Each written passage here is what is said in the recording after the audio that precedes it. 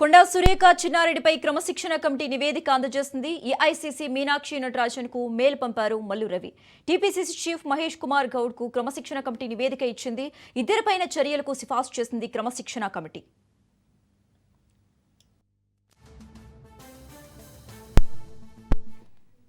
తెలంగాణ కాంగ్రెస్ లో మంత్రి కొండా సురేఖ వ్యవహారం మరోసారి హాట్ టాపిక్ గా మారింది. ఈ వివాదంపై కాంగ్రెస్ క్రమశిక్షణ కమిటీ తన నివేదికను టీపీసీసీ అధ్యక్షుడికి అందించింది. సీనియర్ నేత చిన్నారెడ్డి చేసిన వ్యాఖ్యలపైన కమిటీ నివేదికలో అభిప్రాయాలను పొందుపరిచింది.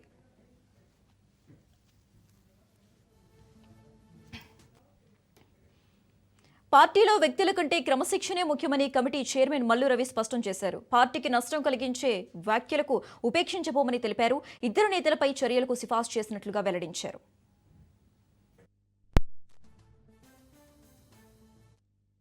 సురేఖను మంత్రి పదవి నుంచి తొలగించాలని, చిన్నారెడ్డిని ప్లానింగ్ కమిషన్ నుంచి తొలగించాలని కమిటీ సిఫార్సు చేసినట్లుగా సమాచారం. అయితే ఈ అంశంపై తుది నిర్ణయం కాంగ్రెస్ అధిష్టానమే తీసుకోనుందని మల్లు రవి తెలిపారు.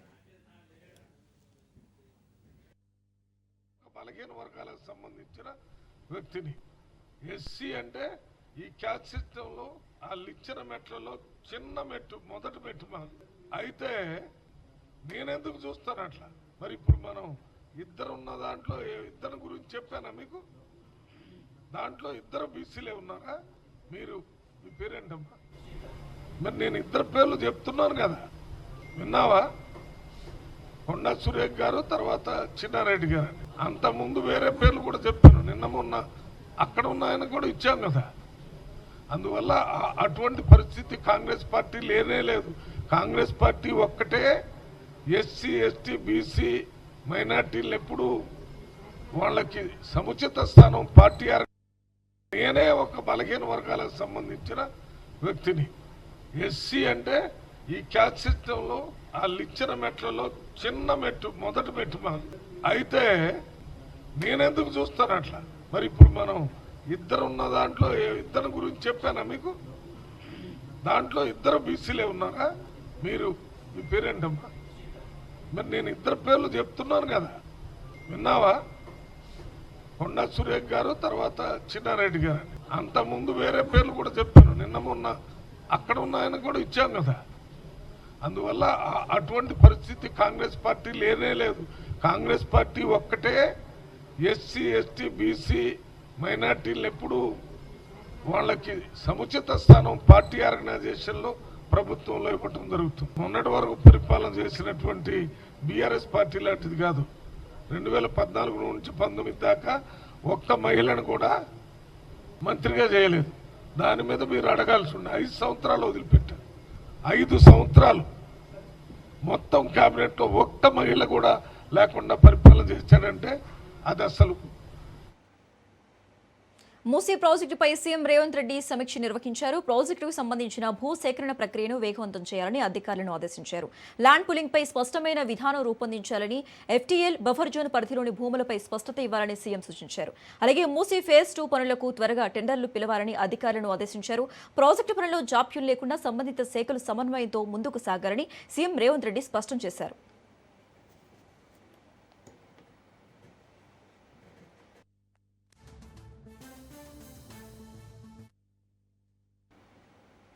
22A భూముల వివాదంపై బీఆర్ఎస్ బాధితులకు అండగా నిలిచింది. హైదరాబాద్ షాపూర్ నగర్లో ఎంజే గార్డెన్స్ లో 22A బాధితులతో మాజీ మంత్రి హరీష్ రావు సమావేశమయ్యారు.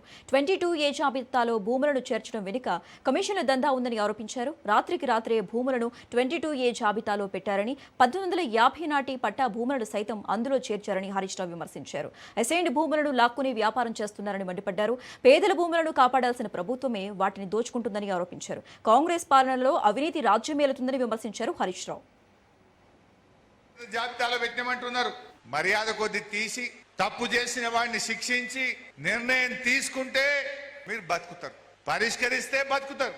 పరిష్కరించకపోతే ఈ ప్రజల పాదాల కింద నలిగిచ్చేస్తారు. జాగ్రత్త అని చెప్పి హెచ్చరిస్తా ఉన్నా. ప్రజల ఆస్తులను మీరు నిషేధిస్తే ప్రజలందరూ కలిసి కాంగ్రెస్ పార్టీని, నిన్ను కూడా నిషేధిస్తారు మిస్టర్ రేవంత్ రెడ్డి. ఆ విషయం ఇవాళ గుర్తుపెట్టుకోవాల్సిన అవసరం ఉంది. నీ చేతిలో అధికారం ఉండొచ్చు, ప్రజల చేతిలో కూడా ఓటు అనే ఒక అధికారం ఉంది. టైం వచ్చినప్పుడు వాళ్ళు నీ సంగతి ఏందో కూడా చూపిస్తారు, నీకు చెప్తారు. నీకు ఇవాళ అందుకే బీఆర్ఎస్ పార్టీ ఒక డిమాండ్ చేస్తుంది. అసలు ఏది పెట్టినావు ఏది తీసినావు ఒక వైట్ పేపర్ రిలీజ్ చేయి, పబ్లిక్ డొమైన్ లో పెట్టు. ఎందుకు సీక్రెట్ గా పెడుతున్నావు? ఇలా నిషేధిత జాబితాల లిస్టు భూభారతిలో బ్లాక్ చేసేసాను, కనబట్టలేదు. దాన్ని ఎందుకు బ్లాక్ చేసినావు? ఎందుకు సీక్రెట్ గా పెడుతున్నావు అంటే దీన్ని బట్టి ప్రజలకు అనుమానం కలుగుతుంది. అంటే నువ్వు ఏది పెట్టినావు ఏది తీసినావు, పెట్టుడు నీ వంతు, దరఖాస్తులు పెట్టి ఆఫీసుల చుట్టూ తిరుగుడు ప్రజల వంత. ఏది నిషేధిత జాబితాలో పెట్టినారో మీకు తెలుసు కదా, నువ్వే కదా పెట్టినట్టు తీసేయి, ప్రజల ఆస్తులకు రక్షణ కల్పించు, హక్కుదారుగా ప్రజలకు మళ్ళీ హక్కులు కల్పించు అని మేము కోరుతా ఉన్నాం. అంటే భూములు కేంద్రంగా పాలన చేస్తున్న రేవంత్ ఏం చేస్తున్నాడు? భూములమ్ముడు, పార్కులమ్ముడు, ప్లాట్లమ్ముడు. రేపటికి ఎప్పుడైనా గుడి కట్టాలంటే భూమి ఉండదు, బడి కట్టాలంటే భూమి ఉండదు, స్కూల్కి భూమి ఉండదు, శ్మశాన వాటికకు జాగు ఉండదు. మొత్తం గవర్నమెంట్ భూములను ఎక్కడ పడితే అక్కడ అమ్మి పారేస్తా ఉన్నాడు. రేపు ప్రజలు ఉన్నారు కదా, జనాభా పెరుగుతున్న ఈ హైదరాబాద్ కు ఓ వాటర్ ట్యాంక్ కట్టాలి, ఓ దవాఖానా కట్టాలి, ఓ పార్కు కట్టాలి, పిల్లలకు గుడి కట్టాలి, బడి కట్టాలంటే ఉన్న జాగలు అమ్మితే ఎట్లా ఇప్పుడు జరుగుతుంది? వందల గడ్డకు కూడా జాగలు లేకుండా చేస్తావా రేవంత్ రెడ్డి? మా క్రిస్టియన్లకో, మా ముస్లింలకో, మా హిందువులకో ఎక్కడైనా బొందలగడ్డ కన్నా ఇంత జాగ ఉండాలనా వద్దా? గజాలు అమ్ముతా, ఎకరాలు అమ్ముతా, కనబడ్డ భూములు అమ్ముతా అంటే ఇది ఎక్కడి పద్ధతి అని నేను అడుగుతా ఉన్నా. 3 వద్దుల క్రితం కోమటిరెడ్డి వెంకటరెడ్డి ఉన్నది ఉన్నట్టు కుండ బద్దలు కొట్టిండు. ఆయన అప్పుడప్పుడు జర ఉన్నది ఉన్నట్టు మాట్లాడతాడు. ఏమన్నాడు 3 వద్దుల కింద? మా యాదాద్రి జిల్లాలో 40,000 ఎకరాలు నిషేధిత జాబితాలో పెట్టిండ్రని 4 నెలల కిందనే రేవంత్ రెడ్డికి నేను చెప్పినా అన్నాడు. అంటే 4 నెలల కిందనే రేవంత్ రెడ్డికి తెలుసు కదా. ఎప్పుడైతే నీ మంత్రి కోమటిరెడ్డి చెప్పంగానే నువ్వు అధికారులను పిలిచి ఎట్లా పెట్టిండ్రు 22 ఏళ్ళ ప్రజలను ఎందుకు ఇబ్బంది పెడుతున్నారు అని రేవంత్ రెడ్డి అడిగుంటే ఈ హైదరాబాద్ ప్రజలకు రాష్ట్రం అంతా ఈ సమస్య వచ్చి ఉండేదా? ఈ సమస్య వచ్చునా? అంటే రేవంత్ రెడ్డికి 4 నెలల కిందనే తెలిసి ముచ్చట. తెలిసినా సపోర్ట్ చేయకుండా ఎందుకున్నాడు?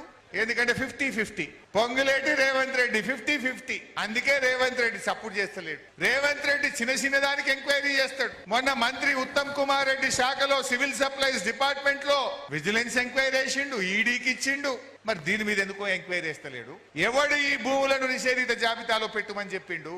ఎవరి తప్పు వల్ల ఈ లక్షలాది మంది ప్రజలు కనీసం గుండె మీద చేసుకొని నిద్ర కూడా పోని పరిస్థితులు ఎందుకు వచ్చినాయి? ఢిల్లీలో జరిగినట్టు జెన్జీ ఎట్లా ముట్టడిచ్చిండ్రో, ఆడ సెక్రటరేట్ ముట్టడిస్తారో, నా ఇల్లు ముట్టడిస్తారో అని ఈ డ్రామాలు పెట్టినావు నువ్వు. సారీ చెప్పినంత మాత్రాన కాదు. అందుకే ఇవాళ రేవంత్ రెడ్డి మేము ఒకటే కోరుతున్నాం, తక్షణమే పొంగులేటి గారిని బర్తరఫ్ చేయాలి. ఇవాళ రియల్ ఎస్టేట్ వ్యాపారుల చేతుల్లో ప్రజల ఆస్తులు పెట్టడమే తప్పు.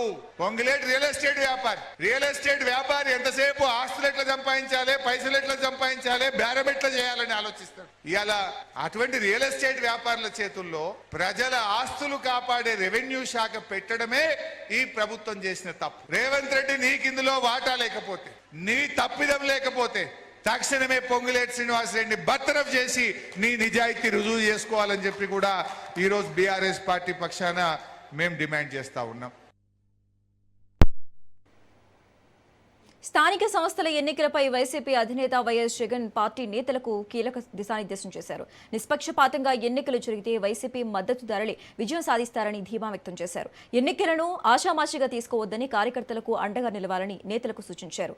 ఏకగ్రీవాల విషయంలో రాజీ పడొద్దని, అధికార పార్టీ నుంచి ఒత్తిళ్లు, బెదిరింపులు ఎదురైతే ఎదుర్కొనేందుకు బలమైన లీగల్, మీడియా సెల్స్ ఏర్పాటు చేయాలని ఆదేశించారు. ప్రతి నాయకుడు సోషల్ మీడియాలో యాక్టివ్గా ఉండాలని, వ్యక్తిగత విభేదాలను పక్కన పెట్టి పనిచేయాలని జగన్ సూచించారు. రాబోయే స్థానిక ఎన్నికల్లో వైసీపీ జెండా ఎగురవేయటమే లక్ష్యంగా నేతలంతా నియోజకవర్గంలో పనిచేయాలని పిలుపునిచ్చారు.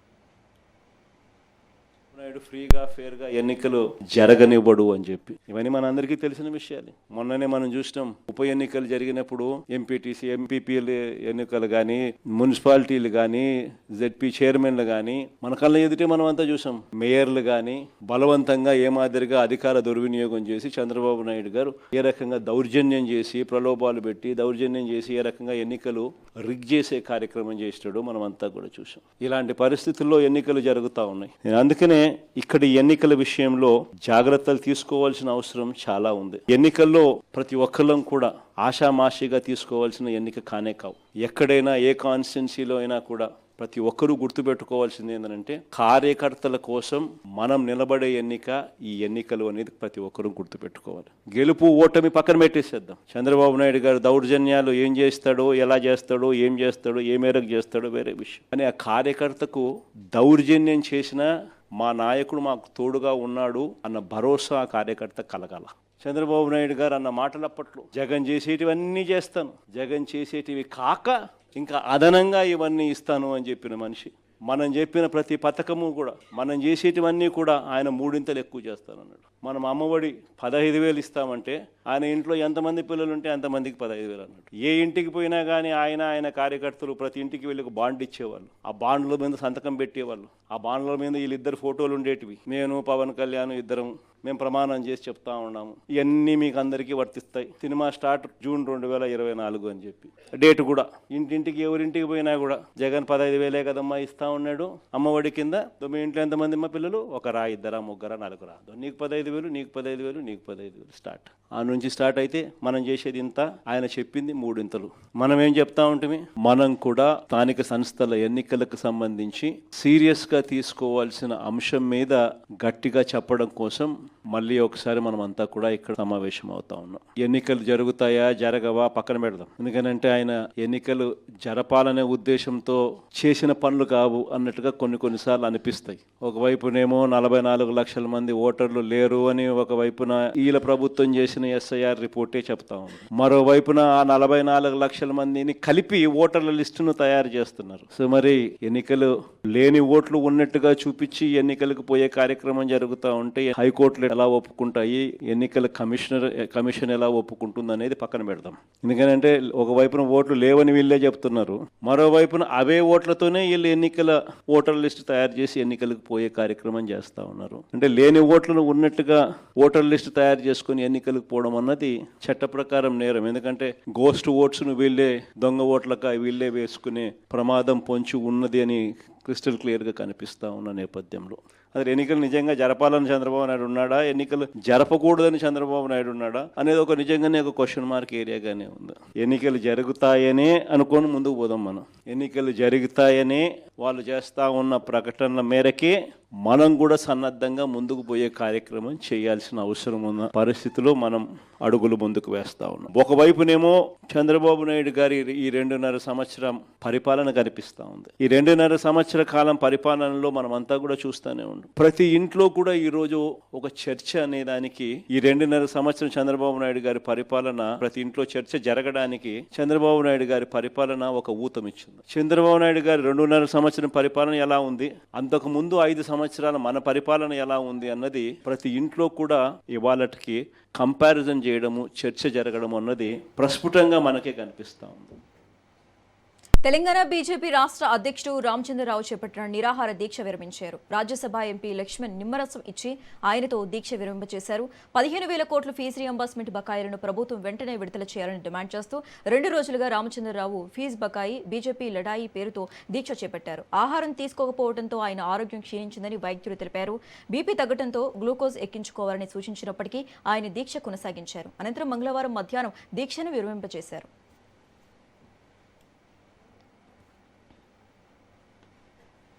సీఎం రేవంత్ రెడ్డి అమెరికా పర్యటనను కేంద్రం ఉద్దేశపూర్వకంగా అడ్డుకుందని చేసిన వ్యాఖ్యలను కేంద్ర మంత్రి కిషన్ రెడ్డి ఖండించారు. నిబంధనలకు అనుగుణంగానే పర్యటనకు అనుమతి ఇవ్వలేదని స్పష్టం చేశారు. అనుమతులు లేకుండా విదేశీ పర్యటనకు ఎందుకు వెళ్లారని ప్రశ్నించారు.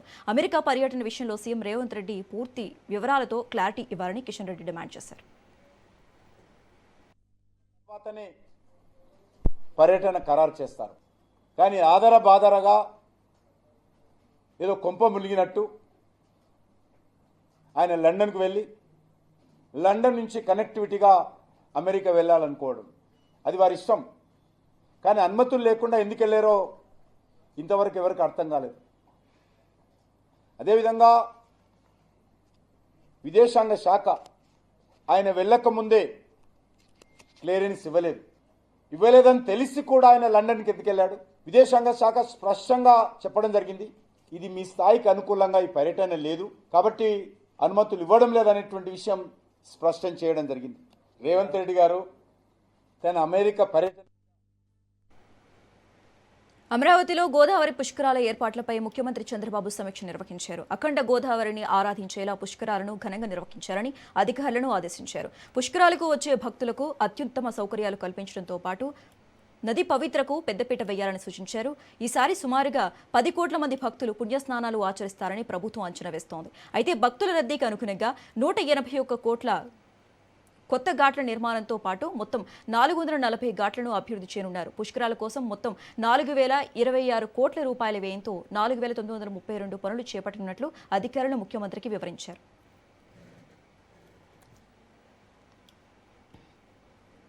అమరావతిలో ప్రతిష్టాత్మకంగా నిర్మిస్తున్న క్వాంటమ్ వ్యాలీ పనులను మంత్రి నారాయణ పరిశీలించారు. ఆంధ్రప్రదేశ్ను క్వాంటమ్ టెక్నాలజీకి నాలెడ్జ్ హబ్గా అభివృద్ధి చేయాలనే లక్ష్యంతో ఈ ప్రాజెక్టును చేపట్టినట్లు మంత్రి తెలిపారు. ఐబీఎం, టీసీఎస్ వంటి సంస్థల భాగస్వామ్యంతో క్వాంటమ్ ల్యాబ్ను ఏర్పాటు చేస్తున్నట్లుగా వెల్లడించారు. సుమారుగా 45,216 చదరపు అడుగుల విస్తీర్ణంలో నిర్మిస్తున్న భవనం ప్రధాన పనులు దాదాపు పూర్తయ్యాయని, డిసెంబర్ చివరి నాటికి భవన నిర్మాణాన్ని పూర్తి చేయాలని లక్ష్యంగా పెట్టుకున్నట్లుగా చెప్పారు. ఈ క్యాపిటల్ సిటీ ఏదైతే ఉందో ఈ యొక్క క్యాపిటల్ సిటీని గవర్నర్ ముఖ్యమంత్రి గారు ఇది ఒక నాలెడ్జ్ హబ్గా ఈ రాష్ట్రంలో దీన్ని ఒక నాలెడ్జ్ హబ్గా చేయాలని దీన్ని వారు ఏ విధంగా అయితే తెలంగాణ హైదరాబాద్ నగరాన్ని ఐటీ హబ్గా చేశారో అదేవిధంగా చేయాలనే ఉద్దేశంతో క్వాంటమ్ వ్యాలీ క్వాంటమ్ కంప్యూటర్ని ఇక్కడ ఎస్టాబ్లిష్ చేసి దీని ఒక క్వాంటమ్ వ్యాలీగా దీన్ని నామకరణం చేయడం జరిగింది. ఆ ఉద్దేశంతో ఏదైతే క్వాంటమ్ వ్యాలీ మిషన్ని ఏర్పాటు చేయబోతున్నారో అటు ఐబీఎం వాళ్ళు, టీసీఎస్ వీళ్ళందరూ కలిసి దానికి సంబంధించి బిల్డింగ్. Back to news. స్థానిక ఎన్నికలకు వైఎస్ఆర్సీపీ శ్రేణులు సిద్ధంగా ఉండాలని వైఎస్ జగన్ పిలుపునిచ్చారని తెలిపారు మాజీ మంత్రి రోజా. ప్రజలకు మంచి చేసే నాయకులను ఎన్నికల్లో నిలబెట్టాలని సూచించినట్టు చెప్పుకొచ్చారు. అయితే హామీల అమల్లో కూటమి ప్రభుత్వం విఫలమైందని విమర్శించారు రోజా. కొత్త పెన్షన్లు, ఇళ్ల పట్టాలు, నిరుద్యోగ వృత్తి ఇవ్వలేదని ఆరోపించారు. బీసీ రిజర్వేషన్ల విషయంలోనూ ప్రభుత్వం నాటకాలు ఆడుతుందని మండిపడ్డారు. పోలీసులను ఉపయోగించి వైసీపీ నేతలు, కార్యకర్తలపై అక్రమ కేసులు, బెదిరింపులకు పాల్పడితే చూస్తూ ఊరుకోబోమని హెచ్చరించారు మాజీ మంత్రి రోజా.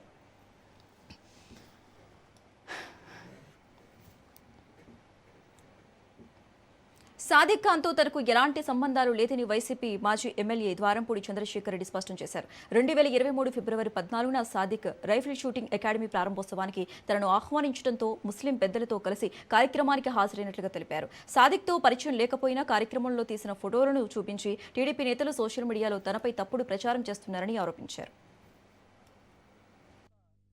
అందులో భాగంగా నాకు షాల్వా కప్పి ఒక ఫోటో తీసుకోవడం కూడా జరిగింది.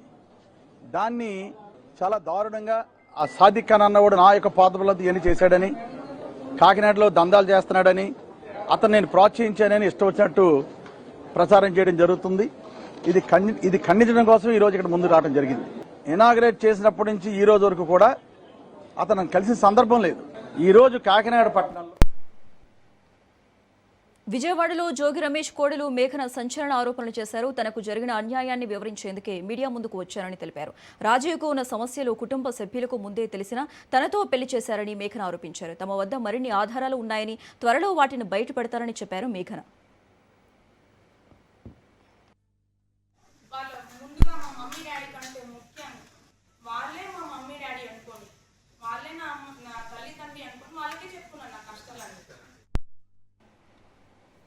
ఏపీలో జూనియర్ డాక్టర్లు సమ్మె విరమించారు. తమ సమ్మెను విరమిస్తున్నట్లు జూడాలో హైకోర్టుకు తెలిపారు. తమ డిమాండ్లను పరిష్కరించేలా ప్రభుత్వాన్ని ఆదేశించాలని జూనియర్ డాక్టర్లు కోర్టును కోరారు. దీనిపై స్పందించిన హైకోర్టు జూడాల సమస్యలపై 2 వారాల్లో నిర్ణయం తీసుకోవాలని ఏపీ ప్రభుత్వాన్ని ఆదేశించింది. దీంతో సమ్మె విరమించిన జూనియర్ డాక్టర్లు ప్రభుత్వం తమ డిమాండ్లపై సానుకూల నిర్ణయం తీసుకుంటుందని ఆశాభావం వ్యక్తం చేశారు.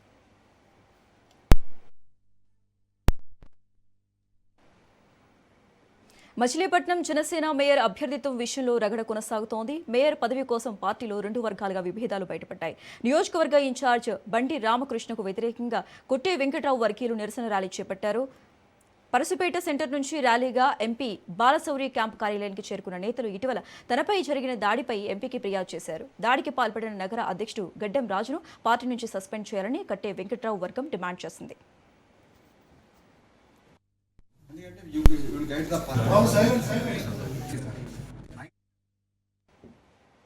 ఏపీ లోకాయుక్తగా జస్టిస్ మల్లికార్జున నియమితులయ్యారు. లోక్ భవన్లో జస్టిస్ మల్లికార్జునతో గవర్నర్ ప్రమాణం చేయించారు. కార్యక్రమానికి ఏపీ సీఎం చంద్రబాబు హాజరయ్యారు. Lokayukta for the state.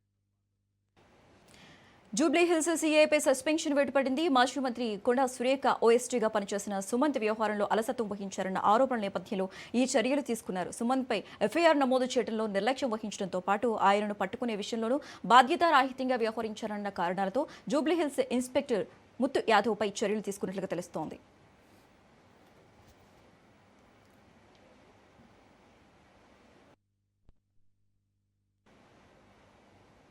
Tirumala శ్రీవారి లడ్డూ ప్రసాదంలో దారం కనిపించిందంటూ సోషల్ మీడియాలో వైరల్ అవుతున్న వీడియో టీటీడీ దృష్టికి వచ్చింది. దీనిపై స్పందించిన టీటీడీ శ్రీవారి లడ్డూ ప్రసాదంపై నిర్ధారణ లేని ప్రచారం సరికాదని స్పష్టం చేశారు. అయితే ప్రతిరోజు శ్రీ వైష్ణవ బ్రాహ్మణుల ఆధ్వర్యంలో అత్యంత పవిత్రత, పరిశుభ్రత ప్రమాణాలతో లడ్డూ ప్రసాదాలను తయారు చేస్తున్నట్లుగా తెలిపింది.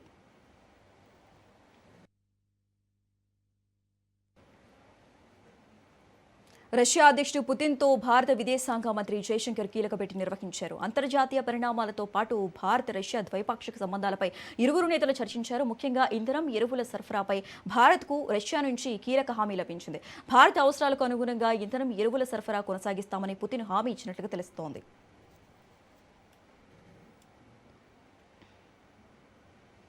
బీహార్లో విద్యార్థుల ఆందోళన ఉద్రిక్తంగా మారింది. పబ్లిక్ సర్వీస్ కమిషన్ పరీక్షను రద్దు చేయాలని డిమాండ్ చేస్తూ పాట్నాలో సీఎం నివాసం ముట్టడికి విద్యార్థులు ప్రయత్నించారు.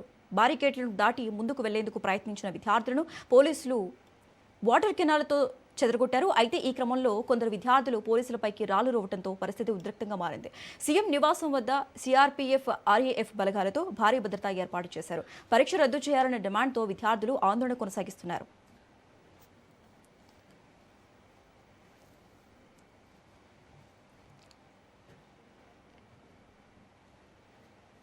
సైబర్ టెర్రరిజం కేసులో ఎన్ఐఏ దూకుడు పెంచింది. గుజరాత్లో నమోదైన సైబర్ టెర్రరిజం కేసు దర్యాప్తులో భాగంగా 5 రాష్ట్రాల్లో ఏకకాలంలో సోదాలు నిర్వహించింది. మహారాష్ట్ర, గుజరాత్, తెలంగాణ, బీహార్, ఢిల్లీలోని 5 రాష్ట్రాల్లో ఎన్ఐఏ అధికారులు తనిఖీలు చేపట్టారు.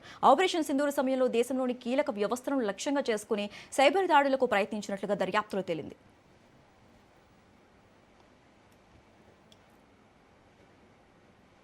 హిజాబ్పై అలహాబాద్ హైకోర్టు కీలక తీర్పు వెలువరించింది. స్కూల్ యూనిఫామ్కు మతాన్ని ముడిపెట్టొద్దని స్పష్టం చేసింది.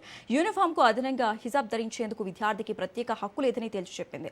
ఇస్లాంలో హిజాబ్ తప్పనిసరి అన్న వాదనను కూడా హైకోర్టు తోసిపుచ్చింది. స్కూల్ యూనిఫామ్ అంటే అందరికీ ఒకటేనని, ఎలాంటి వివక్ష లేకుండా సమానంగా అమలు చేసే యూనిఫామ్ నిబంధనలు ప్రతి విద్యార్థి పాటించాల్సిందేనని స్పష్టం చేసింది.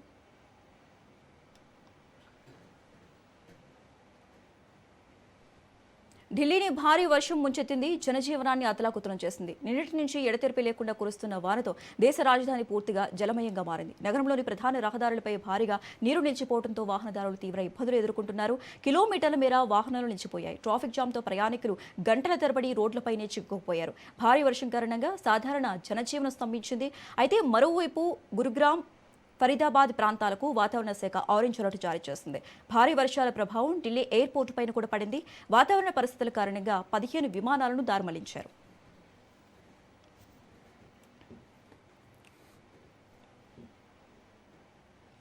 తన చర్మ రంగుపై అపనమ్మకం, అందాల కొనుమానాలకు తాను సరిపోనన్న భావన. కానీ అదే అమ్మాయి ఇప్పుడు ఏకంగా మిస్ యూనివర్స్ ఇండియా కిరీటాన్ని సొంతం చేసుకుంది. ఆమె కేరళకు చెందిన కజియా లీజ్ మిజో. కజియా చిన్నతనాన్ని అబుదాబిలో గడిపారు. ప్రస్తుతం బెంగళూరులో న్యాయ విద్య అభ్యసిస్తున్నారు. 3 ఏళ్ల క్రితం అందాల పోటీలోకి అడుగుపెట్టిన కజియా 2024లో మిస్ టీన్ దివా కిరీటం గెలిచారు. తాజాగా 52 మంది పోటీదారులకు వెనక్కి నెట్టి మిస్ యూనివర్స్ ఇండియాగా నిలిచి చరిత్ర సృష్టించారు కజియా. Liz Mezzo.